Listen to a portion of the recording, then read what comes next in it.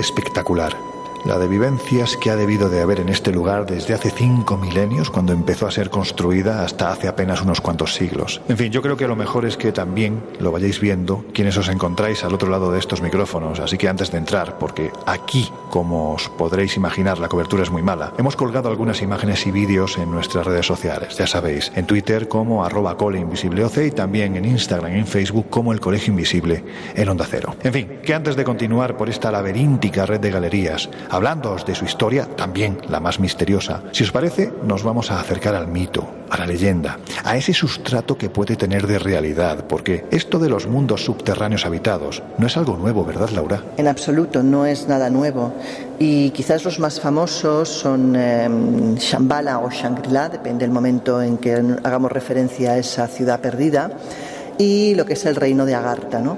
Ahora hablaremos un poco de los dos, de dónde surgen y un poco cuál es la tradición que se supone que ambos comparten. Pues verás, en el Tíbet y en muchos otros países asiáticos narran relatos, leyendas, mitos sobre un lugar legendario que se supone que es la fuente de su aprendizaje y de su cultura, de la cultura precisamente de las sociedades asiáticas actuales.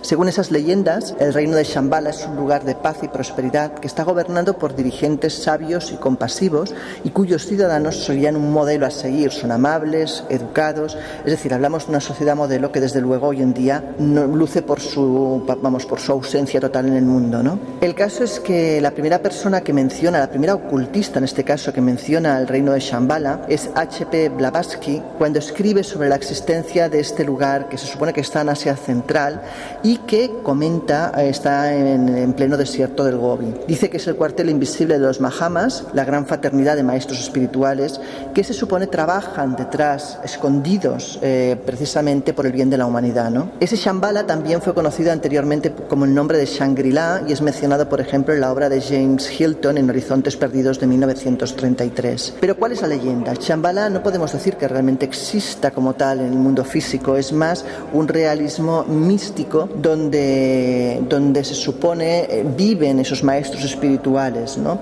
Se ha buscado en diversas ocasiones en el mundo real. Dicen que su ubicación, si es que existe lógicamente, está cerca del Tíbet, es conocido como el reino oculto y dicen que es la fuente de conocimiento precisamente de toda la espiritualidad hindú o asiática. El caso es que Shambhala no es un lugar que se pueda encontrar, según cuentan, fácilmente. Creen que es un terreno que está guardado por seres con poderes sobrehumanos. De hecho, hay historias de personas que creen haberse encontrado en sus trayectos con estos seres. Por ejemplo, hay un artículo de un periódico hindú de principios del 1900, donde hablan con un comandante británico que estuvo acampado en el Himalaya y que dice que vio a un hombre muy alto, vestido de colores claros y con el pelo muy largo. Dice que en el momento en que este hombre se empezó a sentir observado, dio como una especie de salto a una ladera vertical y desapareció como en la nada, ¿no? Según el comandante, los tibetanos que le acompañaban no demostraron ningún tipo de sorpresa porque, según ellos, lo que había visto este hombre era uno de los cuidadores de la tierra sagrada. También tenemos otros relatos referidos a este tipo de personajes. Otro mucho más detallado, de los guardianes de la nieve, que también se les llama, fue dado por Alexandra David Neal, que es una exploradora que estuvo 14 años en el Tíbet. Esta mujer cuenta que mientras viajaba a través del Himalaya, vio nuevamente a un hombre moviéndose con una extraordinaria velocidad. Ella lo describía de la siguiente manera, decía que este hombre tenía una especie de rostro que transmitía una calma absoluta, unos grandes ojos muy abiertos, que además parecía fijar su vista en algún punto disperso del horizonte, y decía que este hombre además no es que corriera, es que parecía volar sobre el suelo, dar saltos casi enormes, como si tuviera muelles en los pies, ¿no? Bueno, la gente está buscando Shambhala durante siglos, ¿no? Y aquellos, dice la leyenda, que aquellos que realmente lo han encontrado alguna vez nunca han vuelto. Agartha surge pero sí toma mucha fuerza a raíz de los nazis y de la afición que Hitler tiene por los temas relacionados con el ocultismo. Tales creencias le llevan a buscar cuál es el origen de la raza aria, y cuando oye hablar de Agartha, que se supone que es un reino subterráneo que se extiende alrededor de todo el mundo, que comunica con túneles y canales, los polos incluso, y del cual Shambhala precisamente sería la ciudad más importante, cuando empieza a oír hablar de esto, coge y con Himmler deciden que hay que ir en busca de ese reino, que probablemente allí pueda estar el origen de la raza aria. El caso es que envían una expedición al desierto del Gobi, a la meseta tibetana, en busca de esas entradas de Agartha. Hablamos de 1938, para ser exactos.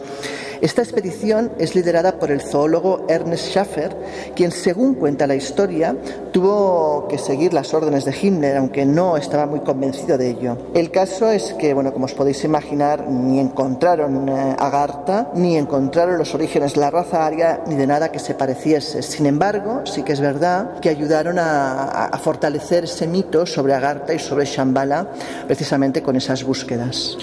Leyenda o mito, o realidad, vaya usted a saber. Lo cierto es que años atrás, 2 para ser exacto, salieron a la luz tras ser desclasificados una serie de mapas plagaditos de sellos nazis en los que se veían varias galerías y túneles bajo la corteza que supuestamente permitirían a los submarinos llegar hasta el interior de la Tierra, así como lo que parecía ser una especie de cartografía en la que aparecían ambos hemisferios y junto a estos el enigmático reino de Agartha, que dicho sea de paso ocuparía una gran superficie bajo la corteza terrestre, siempre atendiendo a lo que muestran esos mapas. De ellos hablaremos en un Colegio Invisible futuro, porque todo lo que tiene que ver con las operaciones secretas nazis y los vestigios que se han encontrado a nivel documental, pero también físico, ojo, de que se creían a pies juntillas estas historias y las intentaron encontrar, pues da para mucho. Pero ahora, Jesús, vamos a hablar de lo que la historia cuenta de las más de 200 ciudades subterráneas que se encuentran en esta tierra. ¿Quiénes las construyeron y con qué finalidad? ¿Quiénes las construyeron?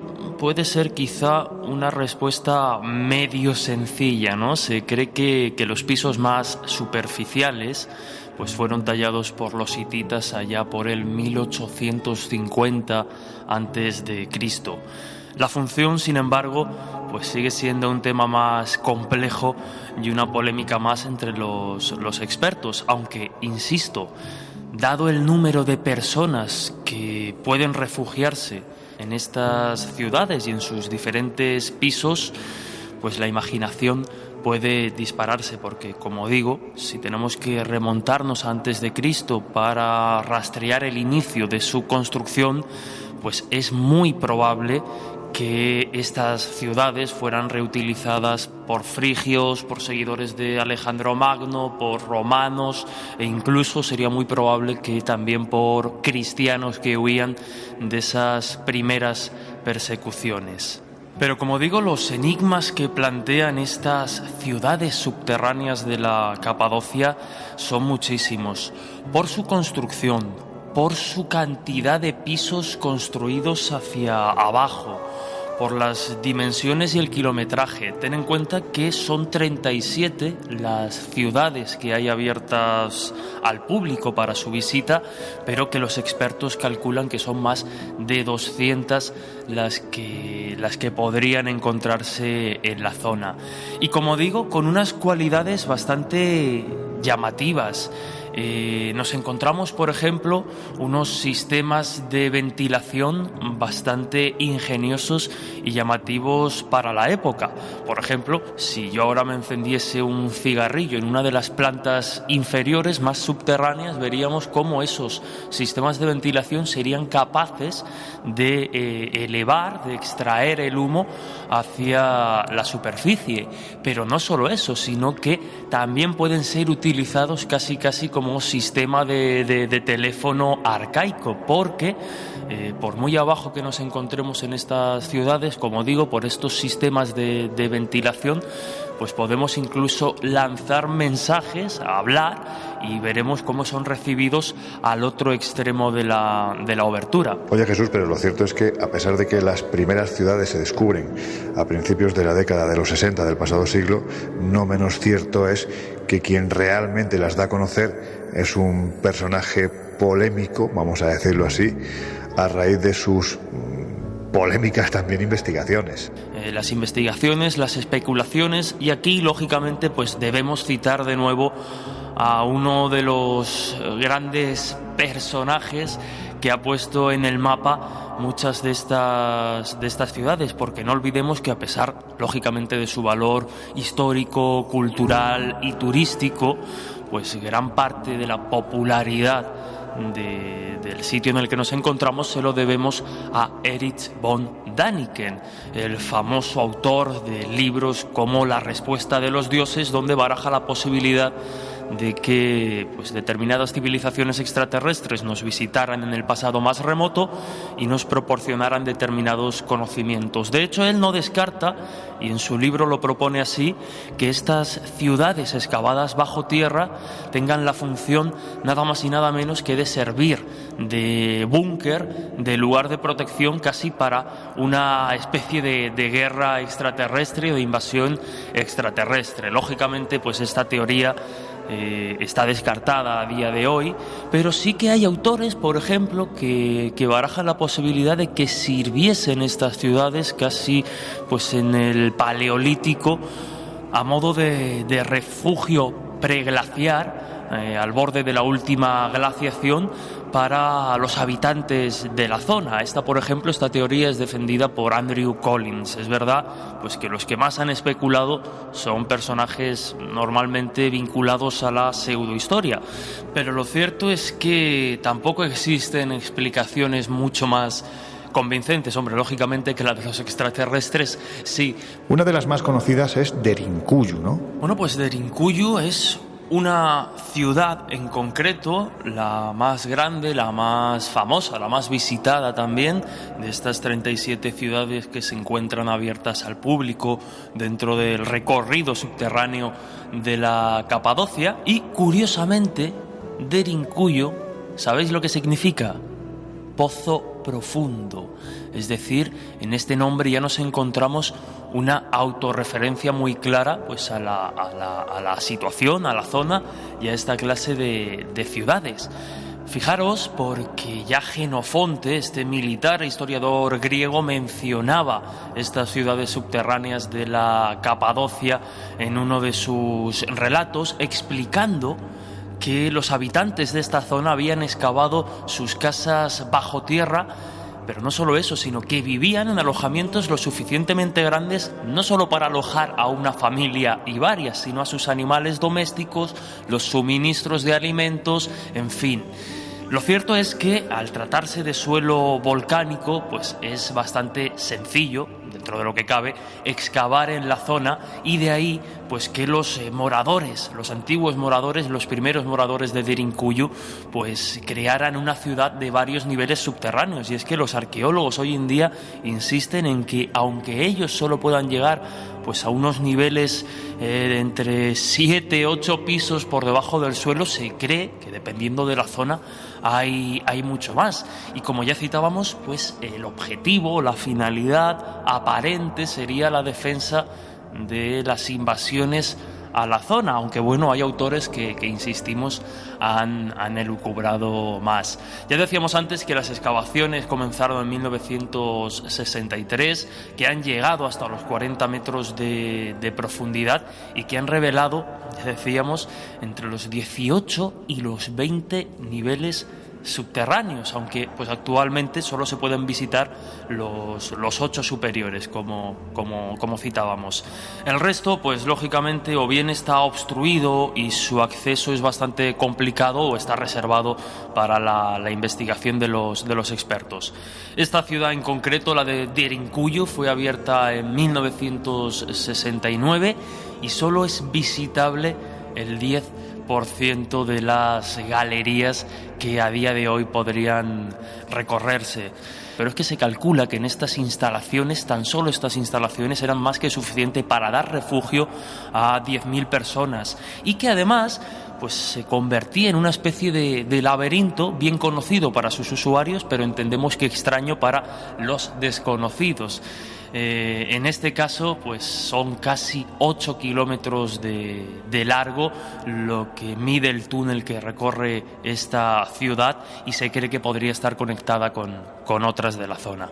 A ver, Miguel, 2 preguntas. ¿Qué es lo que dice la historia oficial de estos lugares y de su función? Y 2, cuéntanos brevemente cómo eran y cómo se dividían estas auténticas fortalezas bajo tierra. Bueno, la verdad es que se sabe bastante sobre estas ciudades subterráneas, pero también son unas cuantas cuestiones las que se desconocen, sobre todo en lo que respecta a su auténtico origen, porque no debía ser nada fácil horadar el terreno en épocas tan antiguas, tan pretéritas. Así que lo cierto es que los arqueólogos no saben con toda seguridad cómo se construyeron estas sorprendentes ciudades subterráneas, que por cierto tuve la oportunidad de visitar allá por el año 2010 junto al escritor y Premio Planeta Javier Sierra. Bueno, la teoría más extendida es que los primeros pisos de estas ciudades se construyeron después de la erupción de 2 volcanes que expulsaron un manto enorme de lava y cenizas, y poco tiempo después, aprovechando ese manto fácil de excavar y a pesar de la limitada tecnología que manejaban esos primeros constructores, pues consiguieron construir bajo sus pies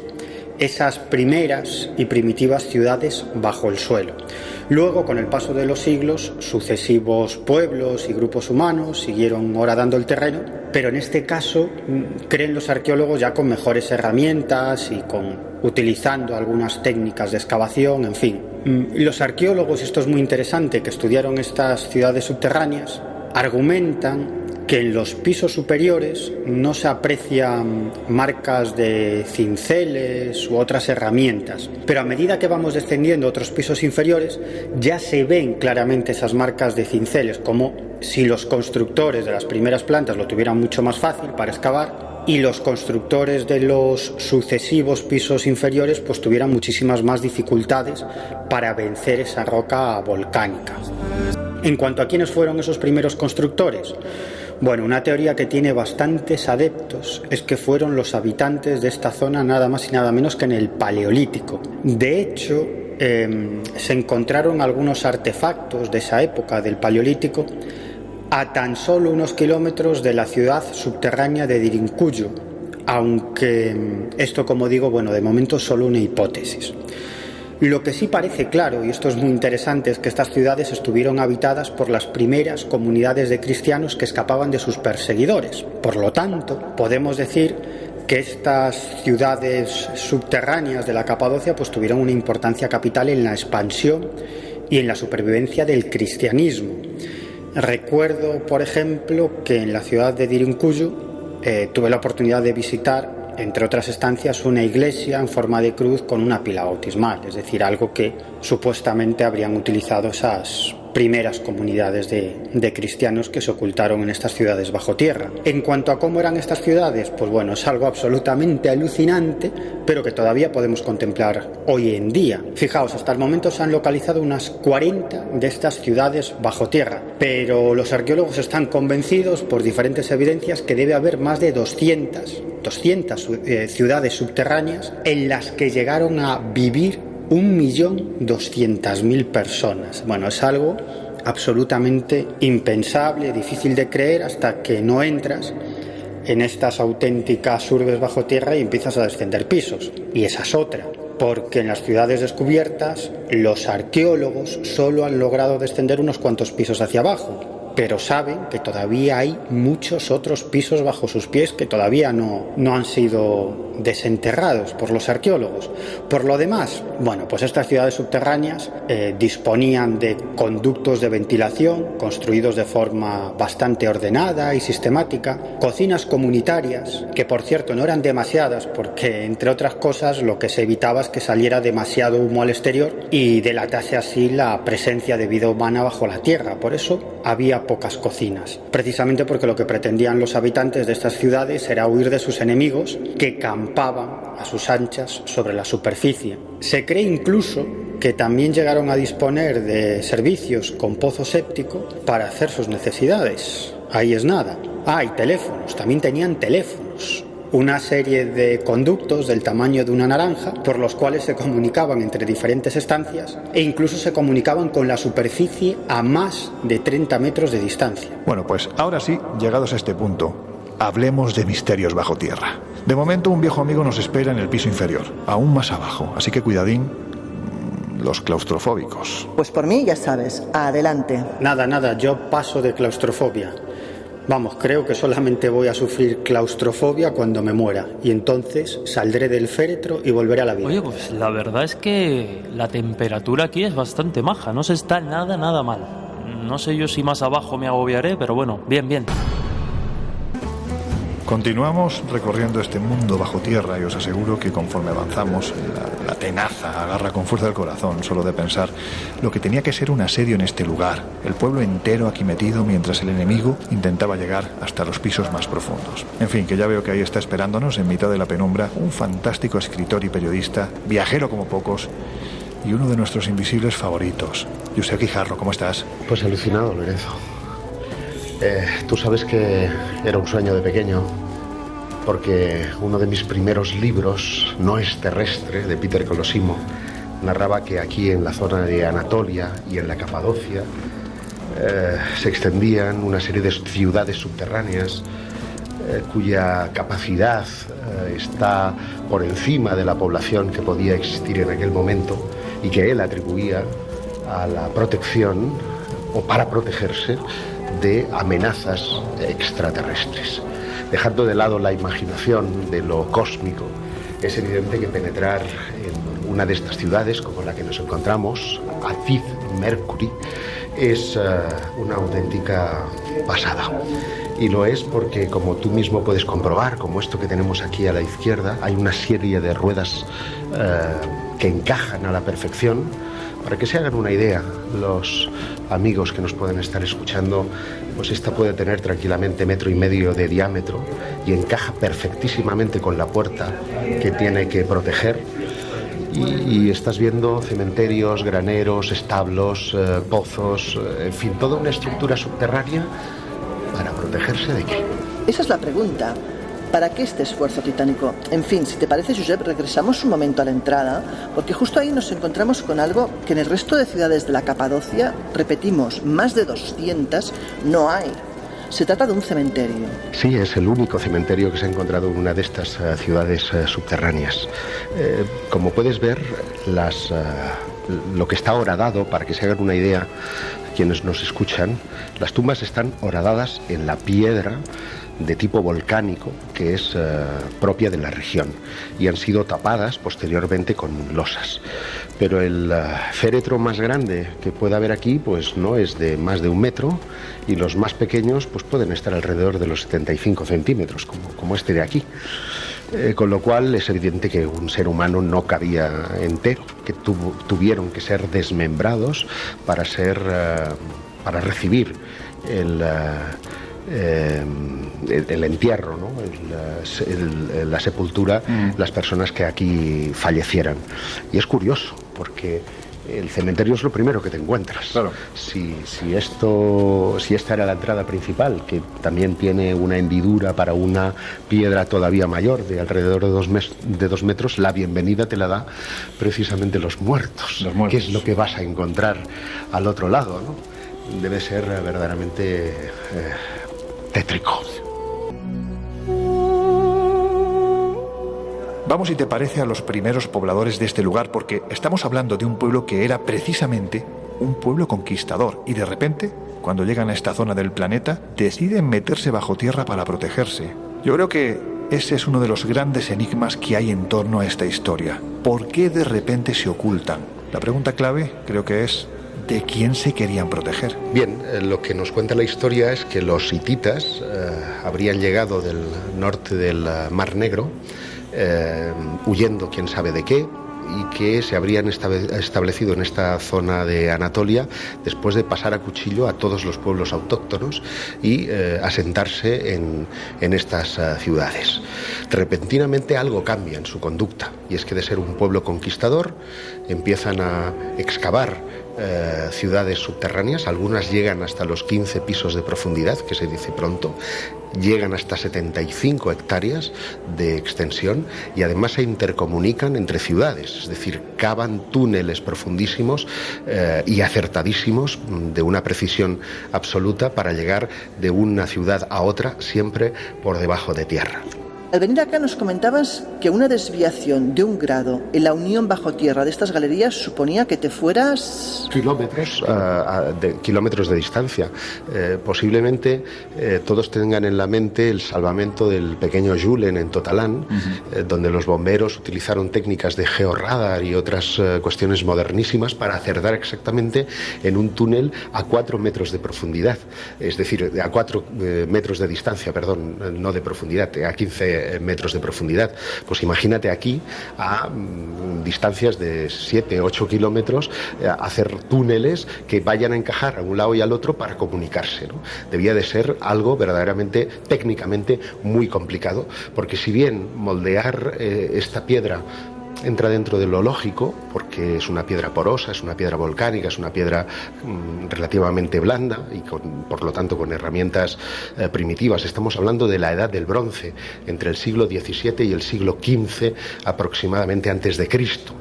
Y este pueblo hitita solamente dura 500 años de existencia. Es decir, ¿por qué durante 5 siglos cavan ciudades y además logran extinguirse?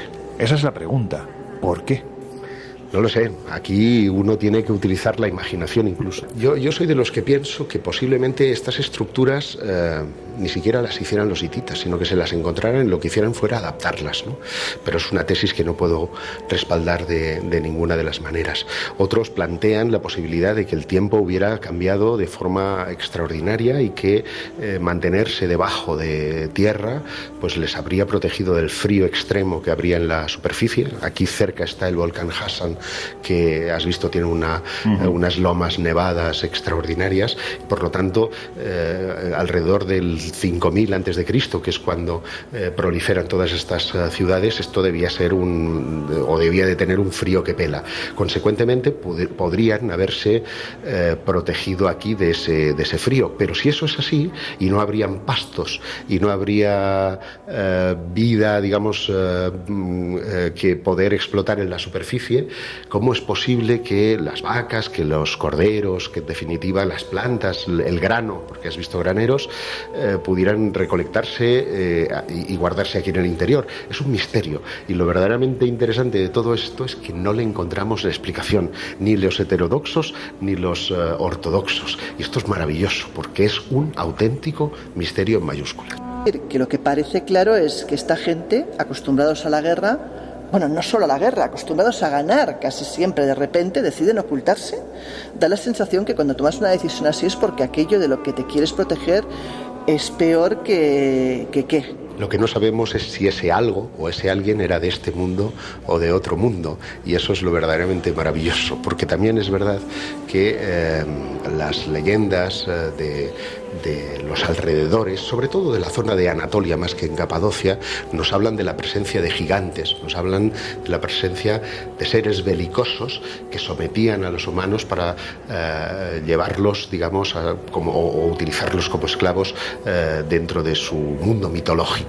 Mitología, realidad, no se han encontrado en esta zona huesos de gigantes. Tal vez si los encontráramos podríamos poner el primer paso a una teoría heterodoxa convincente. Posiblemente. De momento vamos a seguir paseando porque merece la pena recorrer los diferentes pisos de la ciudad subterránea de Salatri Mercury, en la Capadocia, porque es impresionante. Y en unos minutos regresamos para hablaros de otro tipo de intraterrestres en otras partes del planeta.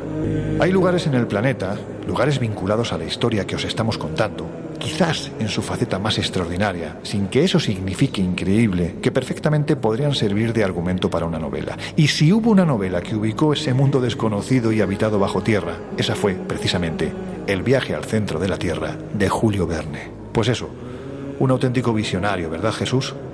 Pues sí, la verdad es que visionario pues es una de las etiquetas o adjetivos que más se han utilizado para referirse a este genial y prolífico escritor de ciencia ficción, uno de los pioneros, ahora lo comentaremos, como fue Julio Verne. Pero lo cierto es que, bueno, pues con el tiempo, con la perspectiva, estamos hablando de un autor de mediados del siglo XIX, pues está claro que sus obras o las visiones de determinados acontecimientos reflejadas en sus obras pues han sido vistas con los ojos del siglo XXI y adaptadas. Pero veremos, no me gusta utilizar estos términos, pero bueno, para aclararnos, veremos que en la obra de Verne nos encontramos tanto aciertos o visiones aproximadas de determinados hechos científicos como errores o cosas pues que está claro que no se han adaptado también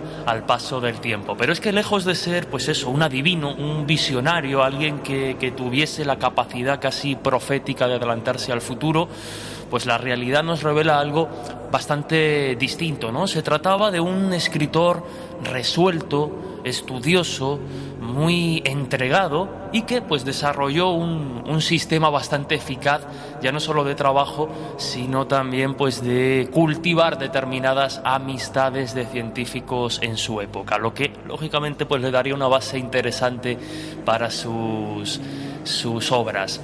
Como digo, cuando él finalmente acaba sus estudios en Derecho, inicia su carrera como fiscal, se da cuenta de que eso pues no le da la felicidad, no está del todo contento. Él quería ser un escritor de éxito. Finalmente es animado por unos cuantos compañeros y al lanzarse a la aventura y al ser un joven aspirante y casi desconocido escritor, pues tuvo que buscarse la vida de algunas maneras. Entre esas formas estaba la redacción de artículos pues sobre temas científicos, sobre temas históricos, trabajos estos que lógicamente le exigían documentarse ampliamente sobre diferentes aspectos técnicos y científicos. Ya comentábamos antes que también pues se entrevistaba con los científicos de la época, con expertos del momento, leía revistas científicas, libros de referencia, periódicos, y él se va dando cuenta de que pues todas estas ideas podrían incorporarse y podrían utilizarse para divulgarse pues a través de determinadas novelas. Iba mezclando casi en un innovador género literario que sería pues bautizado poco después como novela científica, va mezclando elementos de la narración de aventuras, de la narración de misterio y de ficción con los más recientes descubrimientos y con las exploraciones de su época. Cuando finalmente consigue iniciar esa colección de novelas bajo la etiqueta de Viajes Extraordinarios, nos encontraremos pues que es una manera ideal, además en una época donde la ciencia intentaba ganar terreno a la religión y más concretamente en Francia, donde bueno pues la religión tenía el peso de la educación, pues vemos cómo las novelas de Julio Verne se convierten en esa forma perfecta de combinar entretenimiento con la difusión de los conocimientos y las ideas de su época. Insistimos, ¿no?, en lo de que era un lector obsesivo de revistas científicas y geográficas y que además sostenía que cada dato contenido en sus obras había sido examinado al detalle y era rigurosamente exacto. Y es que, como dices, él no solo se dedicó a cotejar prácticamente todos y cada uno de los datos que puso en sus novelas, sino que además también se preocupó mucho de que el lector se cultivara en base a las diferentes disciplinas que él abordaba en sus novelas. De hecho, esta línea editorial de Viajes Extraordinarios, cuyo propósito era, pues eso, ¿no?, proporcionar al lector el conocimiento científico que no contemplaban los programas de educación, que no recibía mediante los canales convencionales, pues esta colección, como digo, daría pues las grandes obras de Julio Verne, algunas de las grandes obras: Viaje al centro de la Tierra, que ya citábamos, De la Tierra a la Luna, 20.000 leguas de viaje submarino y, bueno, La Vuelta al Mundo en 80 días, no podía faltar. Pero como decíamos, quizá esa capacidad más visionaria de Julio Verne venga precisamente por lo que citábamos, ¿no?, por ser un lector compulsivo de revistas científicas, por estar al tanto de las últimas innovaciones tecnológicas, y todo eso lo plasmaba en sus obras. Por ejemplo, el telégrafo, ¿no?, que conectó al mundo casi en tiempo real y revolucionó el mundo de las comunicaciones, pues nos encontramos que es uno de los aparatos más utilizados por Phileas Fogg dentro de la novela La Vuelta al Mundo en 80 días. Y esto que se ha hablado, como decíamos, de su carácter visionario, pues bueno, los expertos consideran que más que un visionario era pues un agudo analista de la realidad con una intuición tremenda para algunas de sus propuestas. Por ejemplo, en la novela De la Tierra a la Luna, pues se escoge el lugar del lanzamiento muy cerquita de Cabo Cañaveral, en Florida, que será pues de donde se lancen las misiones o muchas de las misiones de la NASA. En la novela De la Tierra a la Luna, pues se escribe precisamente el retorno mediante un amerizaje en aguas del Pacífico. Igual, un punto muy cerquita, apenas 5 kilómetros, del lugar en el que cayó la nave Apolo 11 tras su regreso a la Tierra. Como dicen los expertos, es muy probable que lo que nosotros podemos interpretar que ha sido un modo romántico como visionario, mejor dicho, pues se deba precisamente a que muchos de los científicos que desarrollaron los programas espaciales con posterioridad pues habían leído a Verne en su juventud. Y no hay que olvidar que esas ideas que Verne mostraba en sus libros, pues muchas de ellas estaban basadas realmente en datos científicos y en criterios muy atinados, ¿no? Muy acertados. Por ejemplo, pero como decíamos, ¿no? Estos inventos que imaginó, que aparecieron en sus obras, pues algunos se cumplieron, como el submarino, los cohetes, la superpoblación, el teléfono, las guerras bacteriológicas, las videoconferencias, y otros, pues sin embargo, no tanto, los tubos neumáticos a través de los mares, los transformadores solares, en fin. Lo que cabe señalar, y es lo importante, es que todos ellos, todas las novelas fueron impulsadas por una mente despierta, una mente curiosa y una mente apasionada y que confiaba mucho a pesar de su última etapa, quizá más pesimista por las posibilidades de la ciencia en manos imperialistas, pero una mente, insisto, la de Julio Verne, que siempre se documentó, siempre buscó más y siempre intentó pues atisbar el futuro. Bueno, pues si hay un lugar en el planeta que parece sacado de una novela de Verne, ese es nuestro siguiente destino, Miguel, porque su historia es tan brutal y con tantas aristas que bien merece la pena echarle un rato. La Cueva de los Tallos, en Ecuador. ¿Cuál es su historia y por qué se hizo célebre? La Cueva de los Tallos es una oquedad subterránea enormemente profunda que está en el oriente de Ecuador, en plena selva. Concretamente en el territorio de los Shuar, más conocidos como jíbaros, ya sabéis, los famosos reductores de cabezas, aunque la verdad es que a ellos ni les gusta que los llamen jíbaros, ni tampoco les gusta nada su fama de reductores de cabezas. Y al parecer, un coronel del ejército ecuatoriano fue el primero en referirse a esta gruta bajo la tierra allá por el año 1860. Pero no fue hasta los años 20 del mismo siglo, del siglo XX, que entró en escena el auténtico descubridor de la Cueva de los Tallos, el padre Carlo Crespi, párroco de la Iglesia María Auxiliadora en la ciudad ecuatoriana de Cuenca. Lo cierto es que el padre Crespi no tardó en organizar expediciones a la selva, en principio, con la intención de evangelizar a los Shuar, a pesar de todas las advertencias que le hicieron respecto a que podía acabar muerto por los belicosos Shuar, que no querían que nadie los importunase en sus dominios. Pero contra todo pronóstico, o quizás porque los Shuar no eran tan temibles como los pintaban, pero el caso es que el sacerdote hizo buenas migas con los indígenas y estos empezaron a regalarle una serie de piezas metálicas con grabados que supuestamente salían de la Cueva de los Tallos. Parece que Crespi envió bastantes de estas piezas al Vaticano y otras muchas se las quedó, hasta el punto de que creó un museo con todas ellas. Desde mi punto de vista, estas piezas eran, como digo, piezas de aspecto metálico, eran demasiadas, ¿no? Una cosa es que los indígenas le regalaran algunas piezas y otras que manejase miles de ellas. Yo creo que aquí hay algo que no cuadra, ¿no? Que suena a algo muy fantasioso.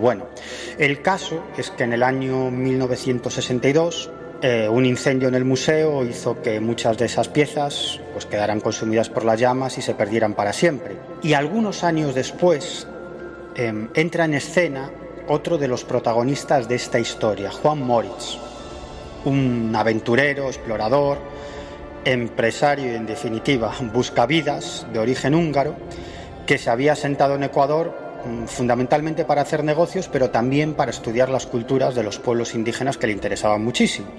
Bueno, Moritz se hizo amigo de Crespi e incluso se trasladó a vivir a Cuenca para estar más cerca del sacerdote. Bueno, en verdad, lo que pretendía Moritz es que el padre Crespi le revelara la ubicación de la Cueva de los Tallos, porque parece que Crespi había estado en la boca de esa cueva junto a sus amigos Suar, aunque él decía que nunca había bajado hasta su interior. En su momento, el célebre escritor suizo defraudó a mucha gente, todo hay que decirlo, pero si lo miramos con perspectiva, independientemente de que las teorías de Däniken sobre algunos momentos del pasado fuesen auténticas aberraciones, no se le puede negar que logró, gracias a sus más de 60 millones de ejemplares vendidos en más de 30 idiomas, que gente que jamás se había interesado por la historia, de repente se acercara a esta disciplina. Repito, no voy a defender a alguien que, como en su momento aseguró el gran Fernando Jiménez del Oso, entró en la historia como un elefante en una cacharrería, pero sí vamos a decir que su labor divulgativa, aunque extrema y en muchos casos fraudulenta, sirvió para incluso preservar yacimientos arqueológicos que permanecían abandonados y a punto de desaparecer. Pero en fin, que no me enrollo. Laura, él no estuvo, pero quien sí lo hizo hace apenas una década fue otro de los amigos del programa, el viajero y divulgador peruano Ricardo González. Y creo que antes de venirnos para acá entraste en contacto con él, ¿no? Pues sí, efectivamente. Llamé a Ricardo y estuve un buen rato charlando con él sobre la Cueva de los Tallos. Y la verdad es que sus respuestas no dejan indiferente a nadie. Verás, lo primero que le pregunté fue por qué decidió ir a esa cueva, la Cueva de los Tallos, cuál fue el motivo realmente de ese viaje. Y eso es lo que me respondió. La Cueva de los Tallos siempre llamó mi atención, no solo por los textos que todos conocemos, que se publicaron en su momento, hablando de un supuesto mundo subterráneo en esa región de Coangos, en Ecuador, sino también porque como peruano, al haber crecido en medio de tantos misterios que entroncan con creencias pre-incas de túneles subterráneos, de tesoros de los incas posteriormente, entre otros enigmas, creo que fue lo que más me motivó a escudriñar los misterios de la Cueva de los Tallos. Me enteré de que estas cuevas eran realmente complejas, que no se trataba de una exageración de su difusor principal, el húngaro-argentino Juan Moritz, sino que realmente involucraban una gran red que excedía toda la zona de Coangos y también la zona fronteriza que menciono en el Perú. Así que tenía un interés por conocerlas personalmente, para ver qué de cierto había las afirmaciones de los textos e informes, incluyendo el testimonio de Moritz, y cuando se dio la oportunidad de llevar a cabo una expedición en el año 2002, participé con mucho entusiasmo para investigar y experimentar la Cueva de los Tallos. Luego le pregunté qué esperaba encontrar cuando entró en ella y qué fue realmente lo que se encontró. Esta es su respuesta. Muy difícil de contestar porque, por un lado, había información que circulaba en los referidos textos que se publicaron con bastante éxito, por ejemplo los de Erik von Däniken, que hablaban de un mundo subterráneo con una biblioteca metálica con símbolos. Todo esto inspirado, aunque de forma distorsionada, en las investigaciones del ya mencionado Juan Moritz.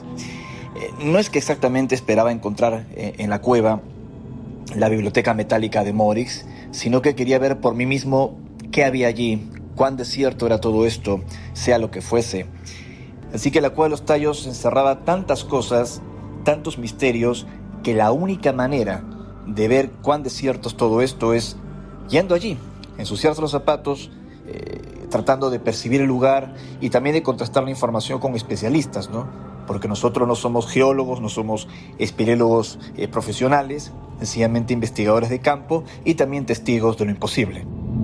A continuación, me interesó mucho saber, cuando la gente habla de esta cueva y se refiere a una humanidad intraterrestre, ¿de dónde procede esa creencia? Esto es lo que él opina. La idea de un mundo subterráneo es bastante vieja, bastante antigua, que por cierto considero se debe separar de la creencia en una tierra hueca, algo que a mi entender es inadmisible. Una tierra con grandes entradas en los polos, entre otras teorías que en su momento tuvieron mucha influencia en grupos ocultistas esotéricos, pero que discrepan con la realidad. El mundo subterráneo es sencillamente una compleja red de túneles que deambulan, se enroscan, se mueven a través de la corteza terrestre. Una creencia que, por un lado, nos llevaría a la mítica Shambhala, de la que tanto hablan maestros del norte de la India especialmente, inclusive los grandes lamas que han estado custodiando lugares de poder en el desierto de Gobi en Mongolia, o los chamanes del Altai en Siberia. Con diferentes nombres se refieren a ese reino de los inmortales, que no solo se trataría de una utopía, de un simbolismo espiritual, de un mensaje alegórico, sino que algunos de ellos consideran que se trata de una realidad subterránea, en donde esos inmortales o esos seres que tienen gran sabiduría, que proceden de civilizaciones desconocidas, muy antiguas, o incluso algunos los asocian con algún tipo de estirpe de dioses o semidioses o como fuese, hay diferentes interpretaciones, que allí ocultarían la verdadera historia de la humanidad. Lo que es curioso que en mi país, en Perú, las leyendas andinas hablan de ese Ucupacha, el mundo de abajo, el mundo intraterrestre, que no solo es el mundo de los muertos, el mundo de los espíritus, como si se tratase de una similitud con los salones de Amenti de Egipto o con el reino de Xibalba en la cultura maya. No. En Perú se habla también del mundo subterráneo como algo físico, algo real. Creo que ustedes lo saben muy bien. Cuando se ha hablado de túneles en el Cusco, en las crónicas de la conquista, también se ha mencionado, por ejemplo, de túneles que unirían el lago Titicaca, la Isla del Sol, con el Cusco, solo por citar algunos casos que son muy interesantes y que algún día se podrán contrastar. Algunos túneles se han encontrado, pero todavía no el mundo subterráneo. Así que esta creencia, más que creencia, es una idea que se basa en algunos hallazgos arqueológicos, en algunas informaciones que han viajado a través del tiempo, algunas con sustento, otras que han despertado la curiosidad, la imaginería, la ilusión, la fantasía, pero que podría esconder detrás de la bruma una realidad ignorada, de que tampoco estaríamos solos en la Tierra. Y tal vez la Cueva de los Tallos para nosotros era la oportunidad de verificar si existen esos grandes túneles con grandes secretos. También le pregunté si encontraron algo durante esa expedición que realmente fuera revelador. He tenido la oportunidad, y soy muy agradecido con la vida, de haber viajado por muchos puntos del mundo, algunos lugares bastante inhóspitos, muy interesantes, vinculados con experiencias de contacto, con apariciones de estos objetos del fenómeno ovni, también llenos de leyendas y de historias, y he explorado varios túneles en distintos lugares, desde grutas en la Sierra Roncador en el Brasil a las cuevas de Monte Shasta, por citar algunos casos, pero la Cueva de los Tallos sigue siendo la cosa más fascinante que he conocido en esta expedición internacional que hicimos un grupo. Como ya mencioné, en el año 2002 partimos desde Quito y llegamos a la zona del oriente de Ecuador, recibidos por los Shuar.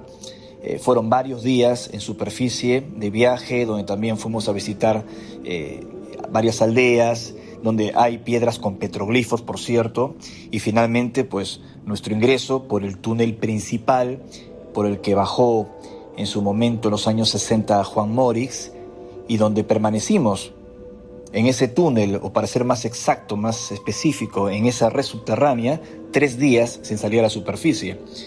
No es un detalle menor porque muchos investigadores van a la Cueva de los Tallos, logran persuadir a los Shuar para que los reciban, se toman la foto en la entrada, a veces logran bajar a la cueva, están 2-3 horas, se toman una foto para el libro, luego suben y ya está, y esa es su percepción de la Cueva de los Tallos. Y lo digo con mucho respeto, pero no se puede ir así a las corridas, sobre todo con el esfuerzo, lo que es un viaje de esta naturaleza. Nosotros estuvimos varios días con los nativos y, como digo, 3 días en la Cueva de los Tallos. Curiosamente, también Neil Armstrong, el astronauta norteamericano, como recordarán, en el año 76 estuvo en esa cueva durante 3 días. Y hay una leyenda que pocos conocen que, según los nativos, cuando uno está 3 días en la cueva es cuando recién los fenómenos que allí dentro se esconden se manifiestan. Y nosotros decidimos hacer caso a esa superstición, si le queremos llamar así. Recorrimos la zona, fue impresionante. Estamos acompañados de José Sanz, un nativo Shuar que había sido reclutado por el ejército del Ecuador durante la lamentable guerra con Perú, que también mencioné. Y bueno, él fue nuestro importante guía dentro de estos túneles. Nos movimos con el equipo que teníamos, con nuestras modestas linternas, nuestras modestas mochilas. No teníamos el presupuesto de la expedición de Neil Armstrong del año 76, ni mucho menos, pero sí teníamos bastante interés, bastante intensidad en llegar hasta donde pudiésemos llegar. Y encontramos pues todo un mundo abajo ignorado, al menos para quienes no conocemos cuevas tan profundas como esta, amplísimo, donde una catedral entera podría caber, que no podríamos fotografiar adecuadamente con nuestras limitadas cámaras fotográficas. Para que tengan una idea, en la expedición de Armstrong, vuelvo otra vez a mencionarlo, para poder fotografiar las cuevas correctamente, pusieron un generador de electricidad en la superficie y cablear la zona por abajo hasta donde pudiesen para poder iluminar y fotografiar. Nosotros obviamente no teníamos nada de eso, pero íbamos colocando las linternas al unísono para ir alumbrando por espacios algunas zonas allí, y era fascinante. Lagos, ríos subterráneos, algunas zonas que no necesariamente parecían haber sido generadas, dibujadas, construidas por la naturaleza, por diastrofismo, erosión o lo que sea. Habían ángulos rectos, habían algunas zonas que me invitaron a pensar que tal vez no es que la cueva sea artificial, no lo es una cueva natural, pero que alguien estuvo allí y modeló, moldeó, alteró alguna de las rocas. De hecho, hay algunos estudios que revelan arqueológicamente que se han encontrado tanto en superficie como dentro de la cueva algunas marcas de antiguas culturas o grupos tribales que estuvieron allí, algunas piedras sagradas como las huancas que se conocen en el Imperio Inca. Así que sí hay pruebas de que esa cueva estuvo habitada. Pero el más interesante, luego de tantos días de haber estado allí, es cuando fuimos testigos de los fenómenos que nos habían advertido los nativos Shuar. Luces que incluso vimos dentro de la cueva, que surgieron sobre el techo, sobre nuestro campamento, si se le puede llamar campamento, que acostamos nuestras bolsas de dormir sobre una montaña de excremento de murciélago y allí teníamos que dormir, no había otra alternativa, que se encendían, que interactuaban con nosotros. No fue una alucinación por estar varios días en oscuridad, no estábamos locos, o sea, realmente lo vivimos. Luego pisadas, luego movimientos, escuchamos que alguien nos observaba, que estaba allí, que algo nos estaba como siguiendo. El propio nativo se asustó y sacó un cuchillo, y cuando más adelante yo pude acercarme al ruido y alumbrar con la linterna, eso fue lo más alucinante de este viaje, y no estoy mintiendo. Unas pequeñas criaturas de más o menos 1 metro de estatura, que tenían brazos, piernas como unos pequeños hombrecitos, con la cabeza amplia, los ojos oscuros y muy grandes, pero no asociar esta imagen que describo, por ejemplo, con los grises que tanto se habla en la ufología. No tiene nada que ver. Eran como unos niños pelados, unas criaturas que eran inofensivas porque se asustaron cuando les alumbré con la linterna y se fueron un poco hacia atrás y se marcharon. Cuando le pregunté con mi expedición a los nativos si sabían sobre estas criaturas pequeñas que se mueven en los túneles, que eran como muy huidizas, y de qué se trataba todo esto, imagínense el impacto, ellos me contestaron que eran los guardianes de los túneles. Y yo les bauticé con el nombre de Sunkis, partiendo de esta creencia Shuar de que en esos túneles, en las lagunas y los ríos de la selva, se encuentran estos nunguis o sunkuis, o algo así que se pronuncia en el idioma de ellos, que protege justamente estos santuarios naturales. El impacto fue tal que, para mí, la supuesta existencia de la biblioteca metálica, si los túneles eran artificiales o no, todo quedó en un segundo plano. Siempre quise comprender qué había visto. Y cierro diciendo que en una expedición posterior, en la cueva de Roraima, en Venezuela, esas criaturas volvieron a aparecer. También la vimos con el grupo expedicionario, e incluso con una guía de la Gran Sabana que estuvo con nosotros, que se puso a llorar de la emoción cuando vio una de estas criaturas. Y cuando preguntamos a la gente local, los indios pemones le llaman a estas criaturas Amaicoc, como los Unki de los Shuar. Es decir, no solo están estas criaturas en la cueva de los tallos, sino en otros túneles del mundo. La pregunta es, ¿quiénes son? ¿De qué se trata? Por último, le pregunté si él creía que en algún momento de la historia esta cueva pudo estar realmente habitada por una humanidad diferente, y si eso fue así, ¿cuál era la razón para ocultarse? Estoy convencido que no es ningún delirio pensar que en algún momento lugares como la Cueva de los Tallos pudieron haber sido habitados por alguna cultura desconocida, o incluso, como lo acabo de narrar, que actualmente esos túneles estén habitados por criaturas que ignoramos los humanos en la superficie. Esto me hace hurgar en tantas leyendas y mitos que nuestra soberbia ha ignorado, que ha despreciado y que nos hemos burlado de los nativos y de tantos chamanes en el mundo que escribían criaturas similares que se habían desarrollado en estos espacios intraterrestres, que funcionaban como custodios, guardianes de túneles secretos.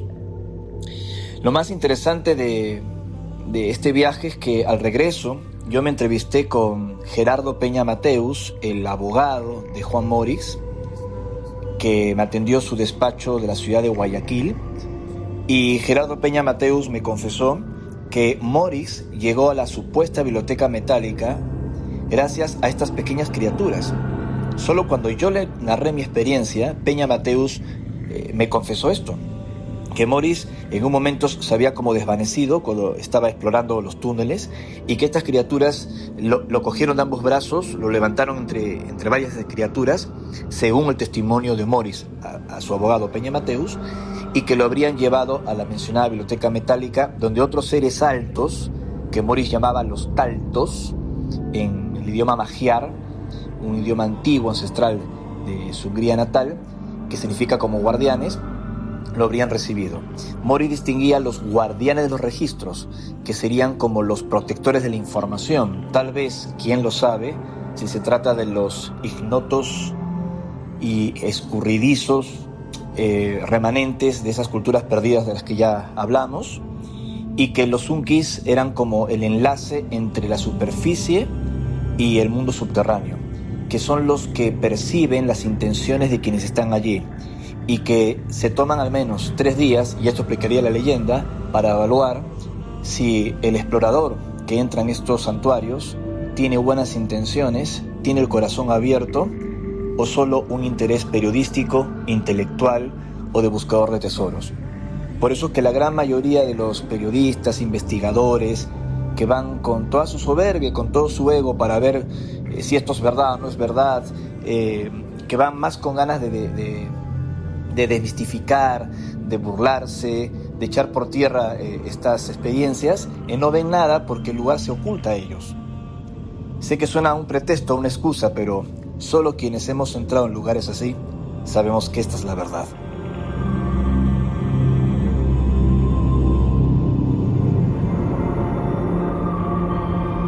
La verdad es que esta historia en la que se mezclan crímenes, porque hubo gente que murió intentando desvelar el secreto de la Cueva de los Tallos, las tablillas con la extraña simbología, las expediciones que se realizaron, entre ellas una comandada por el primer hombre en pisar la Luna, Neil Armstrong, intraterrestres que la habitaron, el hecho de que se encuentre en zona sagrada de la tribu Shuar, los célebres jíbaros, que también el Vaticano parece que se metió por medio, pues hacen que sea una historia absolutamente deliciosa y apetecible de seguir. Y lo haremos, pero la próxima vez será desde allí.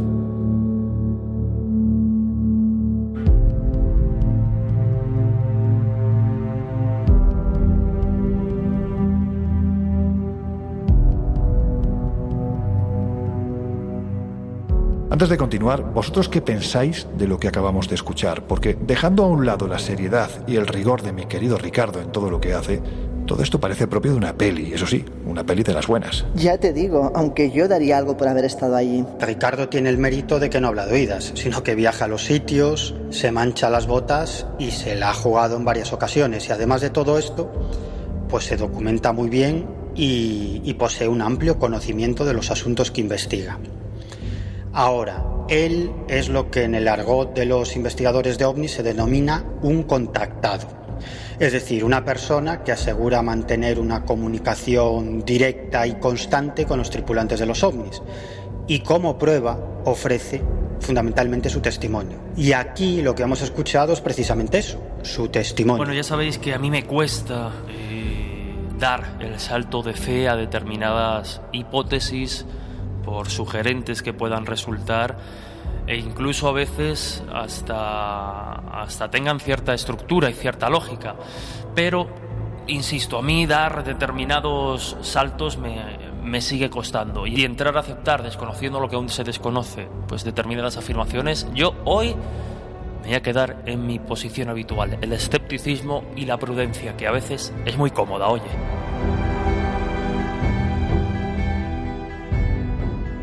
Después de esta fantástica conversación, ahí va una de nuestras músicas esenciales. Volvemos enseguida. Ahora sí llega el momento de concluir, ya sabéis, para mí uno de los más divertidos del Colegio Invisible, porque creo que en cierto modo salís a las claras del armario. Y la pregunta es obvia: ¿creéis que en el pasado habitó el mundo subterráneo una humanidad desconocida? ¿Una humanidad intraterrestre? Venga, a ver quién se atreve a decir lo que piensa. Bueno, ni siquiera yo diría tanto. Pero desde mi punto de vista, el ejemplo de las ciudades subterráneas de la Capadocia está claro. Más de 1 millón de personas llegaron a vivir en estas ciudades subterráneas. Si eso no es una auténtica civilización intraterrestre, no sé yo qué lo es. Por cierto, hablando de la Capadocia, otro día os contaré lo que me sucedió sobrevolando la Capadocia en globo. Vamos, lo recuerdo como uno de los peores momentos de mi vida. Solo os digo que ese día no estaba muy bien del estómago. Ahí lo dejo. Bueno, habitarlo, claro que lo habitó, y ahí están las pruebas que hemos ido comentando. Otra cosa es que ese periodo de habitabilidad pues fuera lo suficientemente largo o su justificación fuera realmente trascendental o revolucionaria. Vemos, por ejemplo, pues eso, que en Capadocia se ha hablado de posibles invasiones, quién sabe. Pero está claro que, bueno, pues los mitos, las leyendas y las evidencias arqueológicas nos hablan de que algo pasó bajo tierra y que, bueno, pues hay que investigar más, está claro. Creo que esta es una de las preguntas más complejas y complicadas a la que uno se puede enfrentar, y de las que nos has hecho, desde luego. Pero por desgracia ninguno de nosotros podemos responder con absoluta certeza. De hecho, si fuese así, si se probase que existió una humanidad pasada e intraterrestre, habría que reescribir toda la historia de la humanidad y nos quedaría, vamos, muchísimo por descubrir, tanto de nuestro planeta como de nuestro pasado. Pero bueno, si se trata de dar una respuesta, yo quizás me decantaría por el sí, aunque solo sea por esa parte como poética y romántica, ¿no? Bueno, que nos vamos acercando ya a los minutos finales del Colegio Invisible, así que en estos 7 días en los que no vamos a estar en antenas, ya sabéis que nos podéis encontrar en el kiosco con la revista Año Cero Enigmas, que es, bueno, pues viene llena de misterios, de aventura, de exploraciones, de viajes, en fin, todo lo que tiene que ver con el Colegio Invisible resumido en 116 páginas. También estamos en nuestras plataformas digitales, espaciomisterio.com y viajesprisma.com. En la primera, de hecho, hemos abierto hace ya unos meses nuestra plataforma premium, la primera plataforma premium de misterio en español, donde podéis encontrar reportajes, bueno, pues producciones documentales extraordinarias por todo el mundo. La última que estamos poniendo es, bueno, pues un viaje que se ha realizado a Isla de Pascua. Y por supuesto, bueno, pues también podéis dirigiros a nosotros. Estamos, como decimos siempre, como las gasolineras, las 24 horas abiertos en el mail elcolegioinvisible@ondacero.es, y también nos podéis encontrar, de hecho la comunidad cada vez es más grande, en nuestras redes sociales, en Twitter como @coleinvisibleoce y en Instagram y en Facebook como El Colegio Invisible en Onda Cero. De niños casi todos tuvimos la posibilidad de leer Viaje al centro de la Tierra de Julio Verne o de ver la película, y estoy convencida que la historia despertó algo en el interior de la mayoría de vosotros. Pensar que nuestro planeta tiene un radio de más de 6.000 kilómetros hasta el núcleo y que salvo roca, hierro, magma y otros componentes no hay nada más, pues nos parece quizás poco. Pensemos que el agujero más profundo realizado es el Pozo de Kola en Rusia y tan solo tiene 12,3 kilómetros de profundidad. El hombre ha buscado desde tiempos remotos refugio en las cuevas y grutas que caprichosamente le deparaba la naturaleza, y en algunos casos labró las suyas propias. ¿Por qué no creer que pudo habitar en el inframundo durante periodos remotos donde quizás la superficie era peligrosa o climatológicamente convulsa? De ser así, ¿a qué profundidad y a qué época nos estaríamos remontando? Las creencias sobre la Tierra hueca están basadas en afirmaciones contrarias a la ciencia. Los estudios geológicos han podido determinar que la Tierra está estructurada en capas de roca fundida y otros elementos. Una de las grandes evidencias es la existencia del campo magnético terrestre, ya que este solo puede ser producido si existe una masa formada por material conductor eléctrico girando en su interior. Además, la teoría de la gravedad contradice también dichas afirmaciones. Cualquier planeta tiende a agruparse gravitacionalmente, formando cuerpos esféricos compactos hasta lograr el equilibrio hidrostático. Una corteza en forma de cáscara no podría mantener dicho equilibrio. Pero, ¿y si la Tierra no estuviese hueca? ¿Y si lo que hubo, o lo que quizás todavía exista, es una red de túneles y espacios creados para poder vivir oculto dentro de ella? ¿Quién lo sabe? Chicos, que ha sido un placer, como siempre,